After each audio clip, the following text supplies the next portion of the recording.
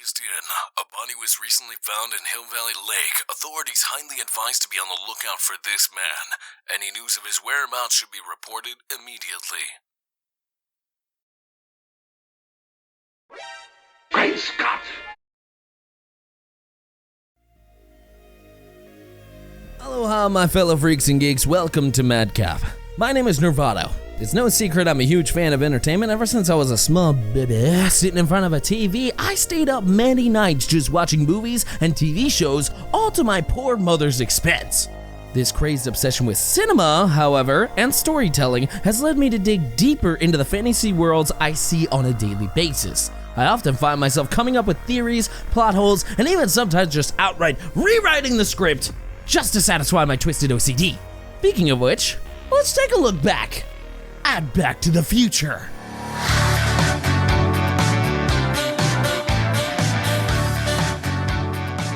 You see, even as a small kid, I was fascinated with time travel. It was all I could think about. One of the reasons was because of Back to the Future. You see, no other film took time travel as serious. Traveling through time was left for scuffed sci-fi films for double features at a local drive-in theater. No one actually thought that Back to the Future would even be a success. It got turned down by several producers and had casting issues to boot. It looked to be a disaster waiting to happen. However, on July 3rd, 1985, Back to the Future had made its debut, and it was a hit. It grossed $381 million worldwide and was the highest grossing film of 1985. Who would have thunk it? Loads of people have praised this film, and it has since become a classic in many homes.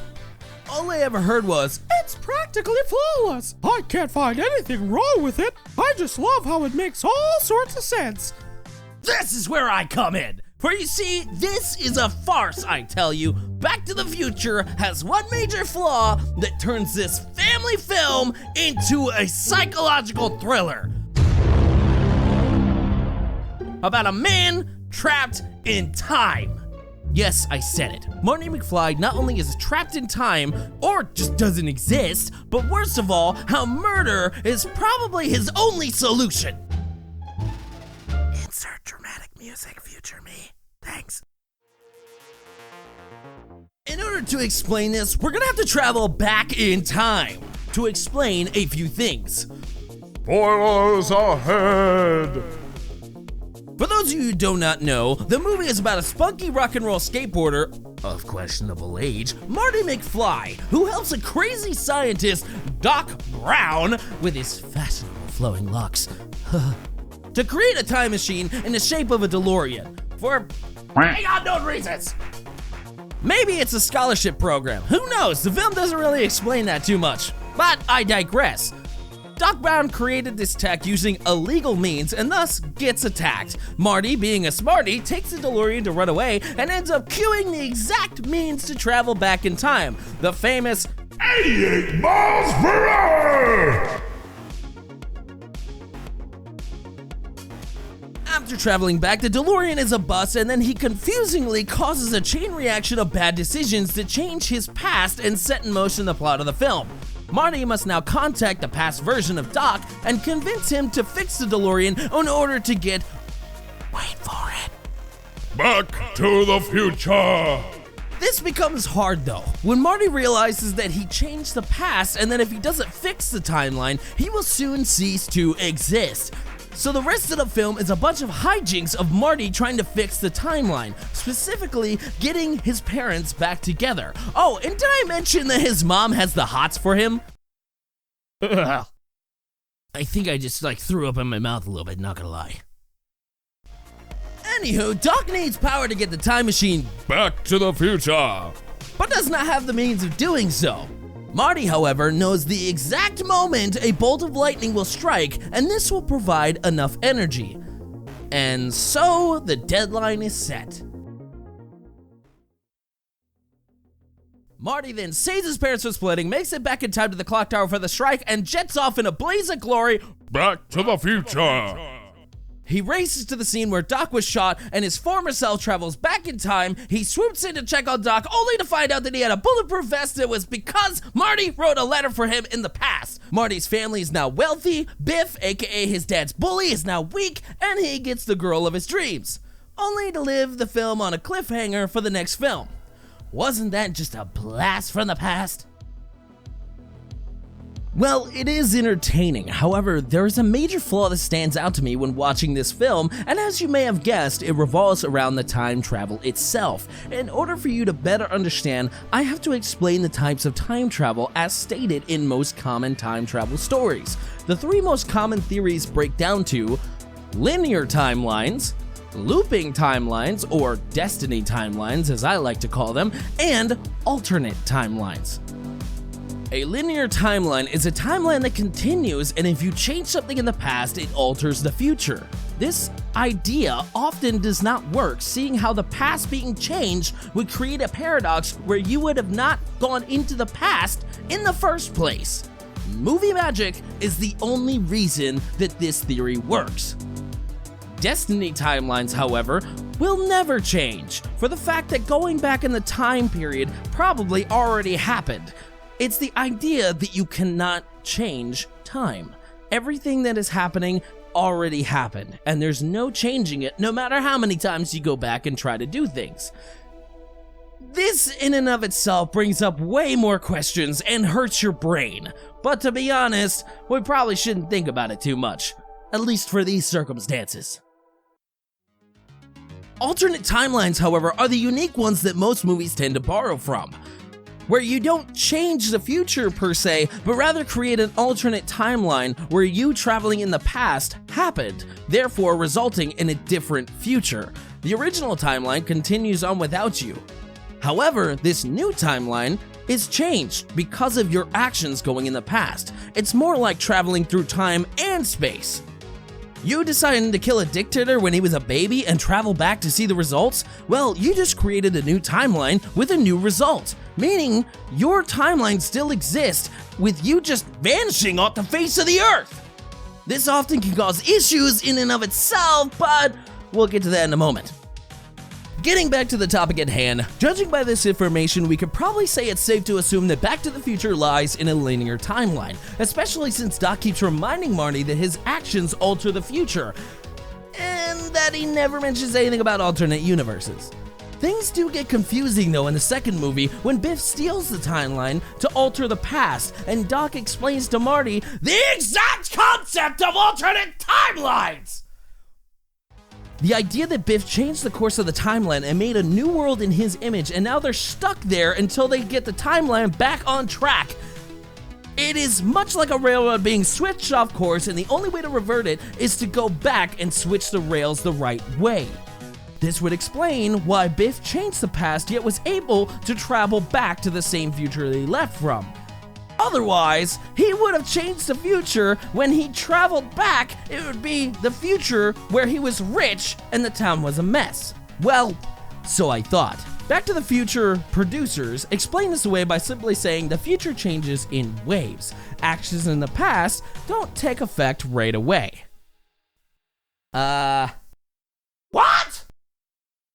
So I guess this is a linear timeline. A really confusing timeline, but a linear timeline nonetheless.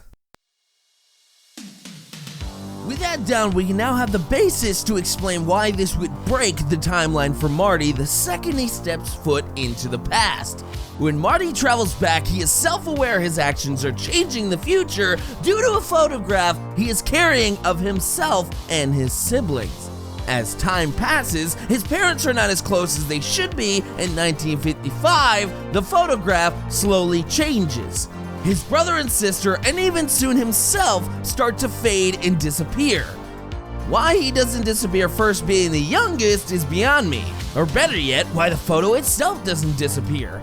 And the idea of this photo not changing position, clothing of the members in the photo, or at least changing the condition of the photo, is mind-boggling all on its own.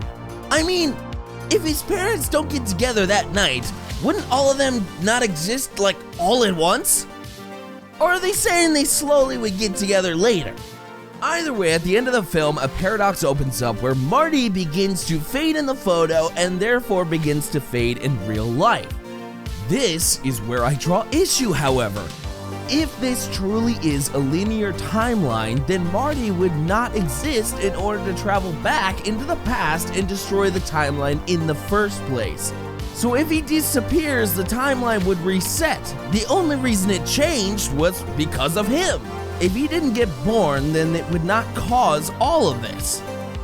This is why alternate timelines make more sense in the long run. The idea that Marty as a person randomly appears out of thin air, then disappear without any logic behind this, goes against all forms of science. Matter cannot be created nor destroyed. This, again, is why I propose the world is using alternate timelines instead. In the end, however, Marty is lucky because after his parents finally strike a bond, he, as do his siblings, start to reappear. And this marks the fixed timeline in his eyes. He finally has a chance to go Back to the future. all hunky-dory, right? He gets back and lives happily ever after. What's the issue now? Well, as I said before, a linear timeline means that all his actions would create the exact future, just slightly altered as seen in the movie, which the odds of all those things happening so similar would be outrageous. Although that alone brings up another huge plot hole, leave a pin in it. I'm just getting started. Also, that Marty fixes a timeline by altering it, and yet this creates, by accident, a loop/destiny timeline as well. He created a past where he got his parents together in order to have him in the future. In truth, the photo would still not show him. He would fade away, and he would wither. Even if he did reset the timeline, it makes no sense why he would travel to that timeline anyways. In an alternate timeline, which I'm sure this world is, he may have fixed his own timeline, but he would still be going forward into a new timeline. Confused yet? Stay with me. In this new timeline, his parents would be wealthy, not bullied, not having a family member arrested, living in a good life. Marty most likely would not grow up the same, resulting in a different Marty entirely. The rock and roll skateboarder would most likely be completely different, meaning that even if Doc Brown tries to recreate the same future, knowing how it ends up with the Libyans, it wouldn't be the same. If anything, it would be a miracle if Marty didn't get shot, since that was a rare event all on its own. Maybe in this timeline, Marty doesn't even hang out with Doc, meaning that when the punk Marty arrives from the past, he would end up in a world that wouldn't know him for who he is, and therefore there would be two Marty McFlys roaming around, seeing as the odds of Marty repeating history wouldn't be high. Seeing how he can't meet his other self without risking universal collapse, yeah, not good! Especially since Doc Brown most likely wouldn't have an assistant and the odds of him being arrested for his work is high. This leads me to my second point. Remember when I said to leave it a pin in the idea of odds and how they affect the future? Every action you take, from breathing all the way down to eye twitches, happen due to odds. There are a couple million universes that could be the exact same as your own, except you decided not to eat a burrito at 3 a.m. on a Saturday. In those worlds, you did not choose that. The odds of you are not favorable for having your stomach filled with a fatty wrap. Odds can affect even down to milliseconds. One minor mistake of a millisecond on a rocket launch could cost the entire mission. And so brings in my next issue. Sperm! Yeah, this is about to get weird. Sperm can be produced at a rate of 1,500 per second. In an average day, you can have up to 8 billion sperm ready, locked, and loaded to fire with the beginning process of insemination. A male releases 20 to 300 million sperm cells in a single millimeter of semen. The odds of you becoming the lucky winner that cracks that egg and makes it through to being born is literally 8 billion to 1. At the very least, 300 million to 1. That is almost the population of the entire United States. Like winning a lottery of a lifetime. Okay, I'll stop.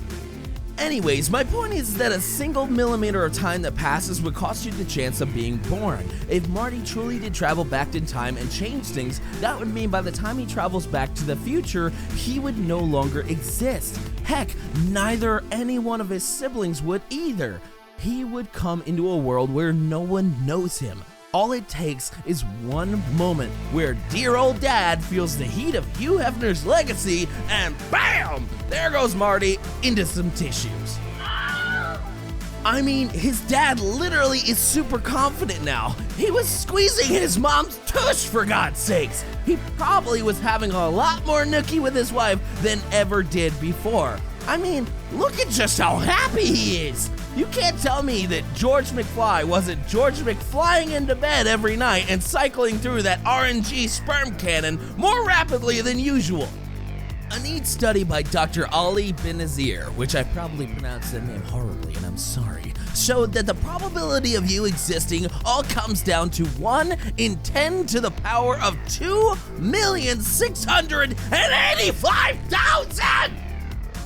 That is a lot of zeros, my friend. The study basically showed the odds of you existing is basically 0. You are a miracle in and of yourself. Take that, high school bullies! My mom was right! I am special! Where was I? Oh yeah, to make matters worse, even if Marty did make it back to the future, he wouldn't even be documented as a citizen, so he would be arrested for being illegal. Wouldn't that be one hell of an ending, right? Finds out his parents had only one child named Mary, I guess, instead of him, and then he's got the cops called on him for being an illegal citizen. Wow, that's one family-friendly movie there. But I know what you're thinking. Nerve! Why doesn't he just contact Doc Brown in the universe and get his help? The truth is, he can't. Doc Brown still thinks this world is a linear timeline and only invented the time machine after a fluke accident. Doc Brown would have spent the rest of his life designing not only a better time machine, but a space travel machine as well in order to travel to an alternate dimension. The same dimension where Marty is meant to be in. And the only one that currently has his parents looking for him because he went missing after a random Libyan attack at a mall. Kinda depressed. However, looking at Doc's lovely locks, it doesn't appear that he has the time to do so, nor does he even know how to fathom the reality since he still doesn't think that it's possible. Also, Marty contacting Doc to take him back in order to essentially stop himself from messing with the timeline in the first place would only dig the hole deeper and bury him even more. Doc explains that you cannot see yourself or the universe may collapse in on itself. So even if he was able to disguise himself and stop himself from meeting his parents and ruining the timeline, this would only benefit the Marty that was stopped and not the one stopping the timeline. Meaning that he would have one of 3 choices to make once that lightning struck the tower. 1. Travel to the future with the other Marty. This would result in him losing his family still since he cannot see himself. He also would not be friends with Doc anymore since the other Marty would always be there. Having to wear a mask 24/7 or some kind of disguise would not be suitable, and he would still be arrested for being an alien. So that timeline is doomed. And by alien, I mean there can't be 2 of him, that would be fraud. 2. Leave the other Marty in the past. This wouldn't work because the other Marty would just change the past anyway, and then when he gets to the future, he'd fade away as soon as he gets there. Wow. Really just not even a good idea. And last but not least, 3. Kill the other Marty and replace him. Yes, here's the kicker. Marty has to resort to murdering himself in order to replace him and travel to the future where he never contacted his parents and essentially truly fix the timeline. This is the only solution where he has a chance to live a life similar to his previous life. This only works if it is an alternate timeline, however, because otherwise he would essentially stop all actions that led him to doing all this in the first place, and thus would completely destroy the universe in the process. So there you have it. Marty basically ruined his life, got himself lost in time the very second he hit 88 miles per hour. A family-friendly film turned into a man having to kill himself from another universe in order to save himself from eternal loneliness in his.